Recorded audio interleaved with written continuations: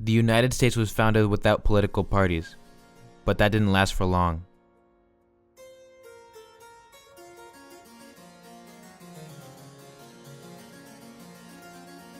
The first political divide emerged between two founding fathers, Alexander Hamilton and Thomas Jefferson.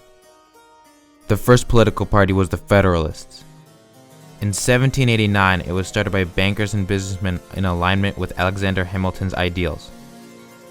The Federalists believed in a strong central government with close ties to Great Britain, and they opposed the French. Although the Federalists soon had opposition in the Democratic Republicans. Started in 1792 by Thomas Jefferson, the Democratic Republicans believed in states' rights and they supported the French. I would like to introduce the chart, or at least the simplified version of the chart. It shows a timeline of all political parties and how they split. The Federalists held power for a little over a decade when the election of 1800 marked the first transfer of power among political parties in U.S. history. They would never gain power again, and in the 1920s the Federalists all but fizzled out. There was a period of time coined as the era of good feelings where there was no opposition to the Democratic Republicans. It did not last.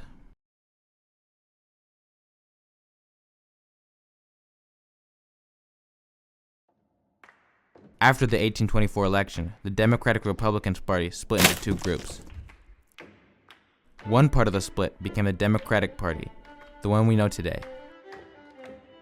They favored supporting the common man, westward expansion, and limits on federal power. The other half of the split was the National Republicans, also known as the Anti-Jacksonian Party. They supported John Quincy Adams. The National Republicans did not last very long. In 1833, the National Republicans and the many members of the Anti-Masonic Party merged into the Whigs, who favored internal improvements, a national bank, and congressional authority over the president. For many years, the Whig and Democratic Party were equal in power and influence. In 1854, the Kansas-Nebraska Act was passed. It allowed slavery to be allowed by popular sovereignty.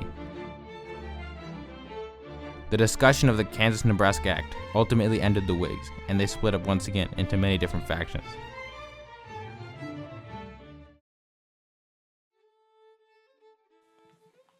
The Democratic Party was not without strong opposition for long. In the same year as the dissolution of the Whigs came the Republican Party with a goal to stop the expansion of slavery.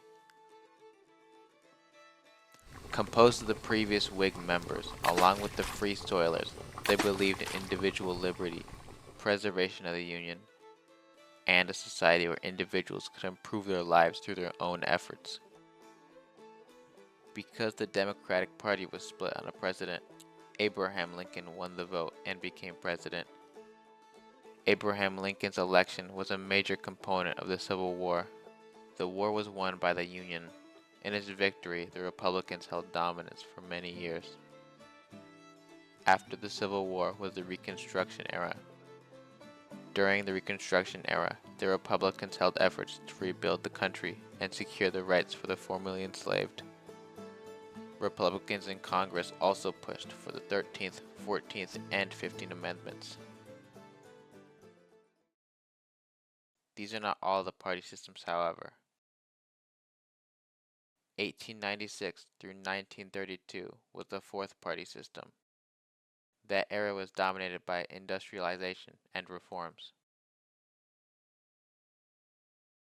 From 1932 to 1968 was the fifth party system. This era was started by the Great Depression and brought about Democratic Party dominance. From 1968 to today is the sixth party system.